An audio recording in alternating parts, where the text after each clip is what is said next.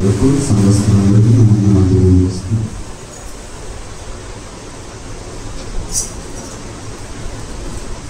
తెల్లవారక ముందే తొలి కోడి కూయక ముందే తెల్లవారక ముందే తొలి కోడి కూయక ముందే లేచినాడే యేసుదేవుడు లేచినాడే యేసుదేవుడు సమాధి గుండె చీల్చినాడే మృత్యుంజయుడు సమాధి గుండె చీల్చినాడే మృత్యుంజయుడు తెల్లవారక ముందే తొలి కోడి కూయక ముందే తెల్లవారక ముందే తొలి కోడి కూయక ముందే లేచినాడే యేసుదేవుడు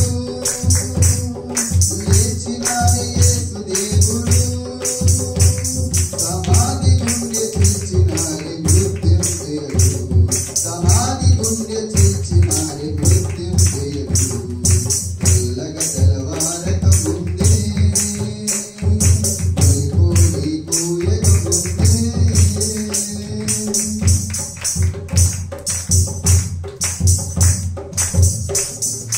ఈ గుడిని పడగొట్టమన్నాడే 3 రోజుల్లో లేపుతానన్నాడే ఈ గుడిని పడగొట్టమన్నాడే 3 రోజుల్లో లేపుతానన్నాడే తన దేహము కూర్చి మాట చెప్పినాడే తన దేహము కూర్చి మాట చెప్పినాడే మాట తప్పని వాడు చేసి చూపినాడే మాట తప్పని వాడు చేసి చూపినాడే తెల్లవారక ముందే తొలి కోడి కూయక ముందే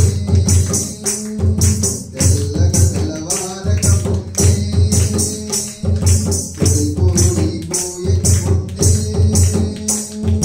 లేచినాడే యేసుదేవుడు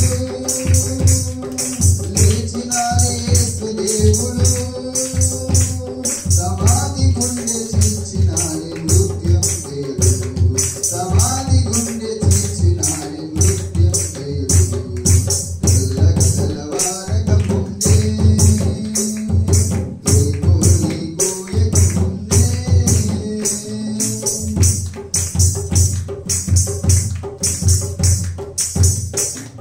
స్త్రీలు సుగంధాలు సిద్ధపరిచినారు యేసు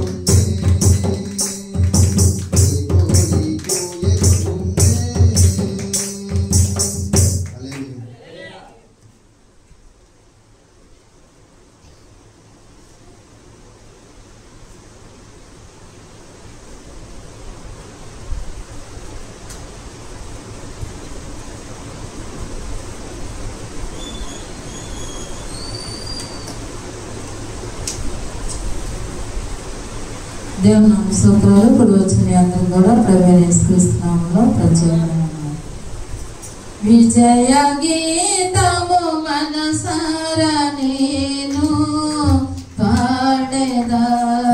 నా విజయముకై ప్రాణ త్యాగము చేశావు నీవు. పునరుత్థానుడా నీవే నాలాపనానికే నారాధనా. విజయ గీతము మనసారా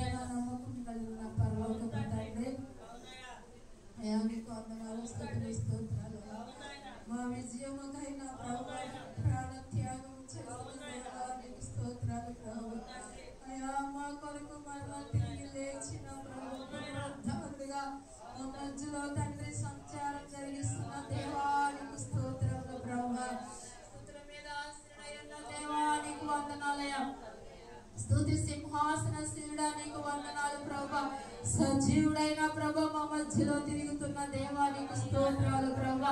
ఉదయకాల సమయంలో నా ప్రభు ఇద్దరు ఎంత మంది అయితే బిడ్డలు పొంది ఉన్నారో ఆ బిడ్డలందరూ కూడా పునరుత్థాన శక్తిని బలమును పొందుకుని లాగున అయ్యా ఈ లోకంలోకి బిడ్డలు వెళ్ళినప్పుడు నీ శక్తిని నా ప్రభు నీ ప్రేమను వారు ప్రచురము చేసేవారుగా ప్రతి ఒక్కరిని కూడా నాయన నిలబెట్టి మీరే వాడుకోమని యేసునామములో నడుచున్నాను తండ్రి, ఆమేన్.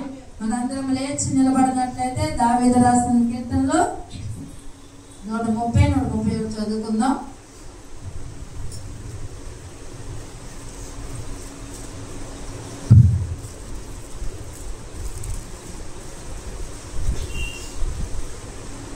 యెహోవా అగాధ స్థలములలో నుండి నేను నీకు మొరపెట్టుచున్నాను.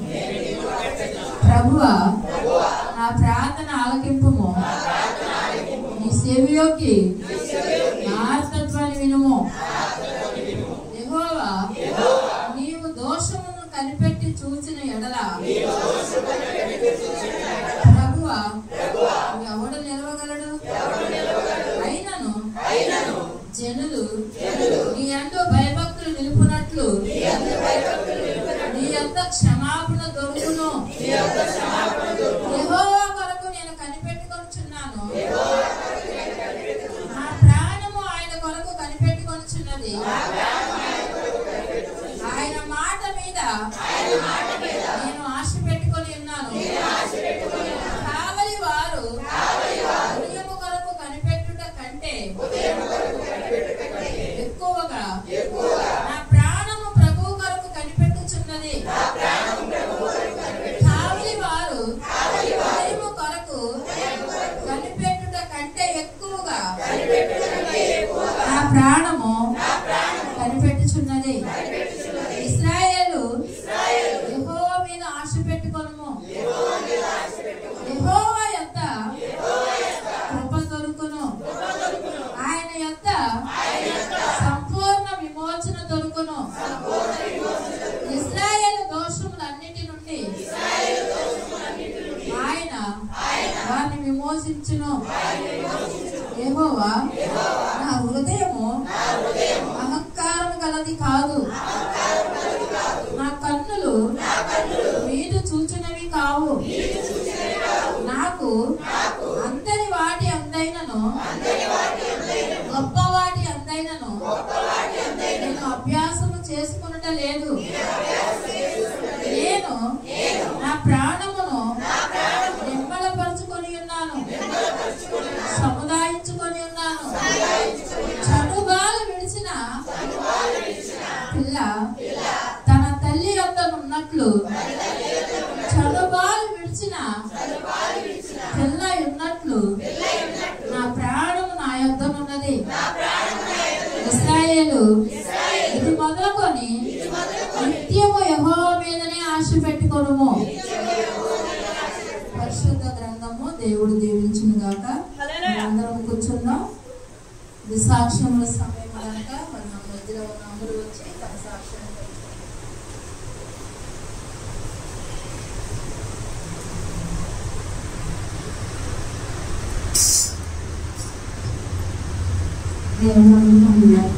అయినా కమలప్ప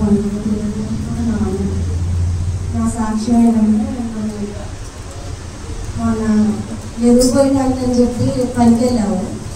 వెళ్ళేసరికి అది రోడ్డు ఉంటే అంతకుముందు నా రోడ్ నుంచి పోతున్నాం కానీ మాకంటే ఏం కనిపించలేదు. అయితే పొట్టు పోసిన తర్వాత అంజలి నేను ఎదటాడుతున్నాం మాట్లాడుకుంటాం. ఏమంటే ఈ బొక్కలో వరకు వచ్చిందని మేము మాటల్లో పడిపోయి అనుకున్నాం. కింద అయితే చూసుకోలేదు. అయితే ఆ అమ్మాయి నాకంటే కొద్ది ముందు నేను అనుకుమారు ఉన్నాను. అంతసేపు కింద అంతా చూడండి ఆశ ఈ అడుగు వెళ్ళి ఆ పాము మీద ఖచ్చితంగా పడిపోయేది. మరి ఆ అడుగు వెళ్ళి ఆ పాము మీద పడితే అమ్మాయి ఆ క్షణాన్ని మరి ఆ పాము కాటేసేది. అప్పటికే అది నీడ పడటం చూసి పడగిపడానికి చూసింది. అయినా మరి దేవుడి కృప బట్టి దేవుడు ఎంతో గొప్ప కార్యం చేశాడు. మరి అమ్మటే అయ్యగారికి ఫోన్ చేసి ప్రార్థన చేయించుకుంది. అసలు ఎంతగా కంగారు పడిందంటే అమ్మాయికి అసలు మాట రాలేదు. అది కావేసి పడిపోయింది. నేను అప్పుడే అమ్మటే చెప్పి అయ్యగారికి ఫోన్ చేసి ప్రార్థన చేస్తారని చెప్పి ప్రార్థన చేయించుకున్నాం. మరి మా పక్కన ఉన్న ఇంకో హామీ తండ్రి మళ్ళీ ఆ పాము వచ్చిద్దేమో నీకు భయం వేసేలాకపోతే వెళ్ళిపోదామని అంటాం. వెళ్ళిపోవడం ఏంటి ఏమి వెళ్ళిపోదు, మేము ప్రార్థన చేయించుకున్నాం. దేవుడు మా పక్షాన్ని ఉంటాడని చెప్పి మరి మంత్రాలను పెట్టించుకుని సాయంత్రానికి ఇంటికి వచ్చిద్దేమో నాది మంత్రాలు పెట్టించుకునే పని లేదు. నేను వినమాక అమ్మాయి నేను అన్న అమ్మాయి కూడా అంది మంత్రమే పెట్టించుకున్నాం ప్రార్థన చేయించుకున్నామని. దేవుడు మరి అమ్మాయి పట్ల గొప్ప కార్యం చేశాడు. మరి ఆ కుటుంబం ఆ అమ్మాయి కూడా స్థిరంగా నిలబడాలని మేము అందరం ప్రార్థన చేయండి. మరి ఇంకో సాక్ష్యం ఏంటంటే నా కుటుంబం కొరకు నేను ప్రార్థించి ఎందుకంటే సంఘ ప్రార్థన ఎంతో బలమైంది. నేనంటే మరి నా భర్త కొరకు ఎంతో ఆశపడుతున్న రక్షణ తీసుకుని 10 సంవత్సరాలు తను ఎందుకు మాట బలహీనడైపోతారో నాకు తెలియట్లేదు. నేను మరి ఆస్తులు సంపాదించాలంటే అన్ని సంపాదించాలని కాదు నాకు ఆశ కాదు.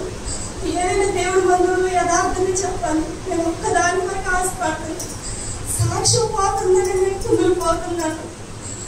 మరి తను బలహీనుడు అయిపోయినప్పుడు కుటుంబంలో సంతోషంగా సమాధానం ఇరుగు పొరుగు గమనిస్తున్నారు చూస్తున్నారు. దాని బట్టి నేను ఎంతో కుమిలిపోతున్నాను. మరి తను మారితే ఎంతో చేయాలని మరి అప్పుడు సెమీ క్రిస్మస్ పెట్టాలని మరి పెద్ద ఫోటో పెట్టుకొని నా బంధువులందరూ ముందు సాక్షిగా నేను నిలబడాలని నేను ఆశపడుతున్నాను.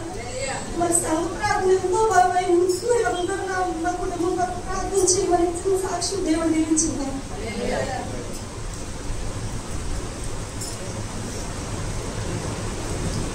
హల్లెలూయా. దేవుని స్తోత్రాలు. ఇప్పుడు వచ్చిన మీ అందరికీ ప్రభు యేసుక్రీస్తు వందనాలు. మరి మన సోమవారం మరి ఉత్సవానికి మరి కృతజ్ఞత కూడిగా మేము ఏర్పాటు చేసినప్పుడు మరి నాకైతే ఎలా చేయగలుగుతామని చాలా టెన్షన్గా ఉండింది. అయినా దేవుడికి మనం ప్రార్థన చేస్తున్నాం కాబట్టి ఎప్పుడు కూడా మనం ఏ ప్రార్థన పెట్టినా దేవుడు అద్భుతంగా ఆశ్చర్యకరంగానే జరిగిస్తున్నాడు. అందును బట్టి దేవుడికే మహిమ కలుగునుగాక. హల్లెలూయా. మరి అలాగే ఆ రోజు కూడా మరి సోమవారం పెట్టినప్పుడు మరి 2 దినాలు మనం ఇక్కడ ఉపవాస ప్రార్థనలో కూడా సంఘంగా మీరు ఎంతగానో మొరపెట్టారు. మరి ఇక్కడ మరి శ్రీమంత ఫంక్షన్లో కొరకు మరి అదే విధంగా ఏమైందంటే ఆదివారం సాయంత్రం మరి నేను ముసునూరు నుంచి వచ్చేసాను. తర్వాత అయ్యగారు వాళ్ళు ఏమో ఇక్కడ నుంచి జంక్షన్ వెళ్ళాము. నేను ఆగిపోయాను. ఇంకా అయిపోయిన తర్వాత అమ్మ కూడా నా దగ్గరే ఉంది. ఇంకా వీళ్ళందరికీ చెప్తాము అన్నట్టుగా నేను ఉన్నప్పుడు సడన్గా గాలి మబ్బులు పట్టేసి చాలా గందరగోళంగా అయిపోయింది.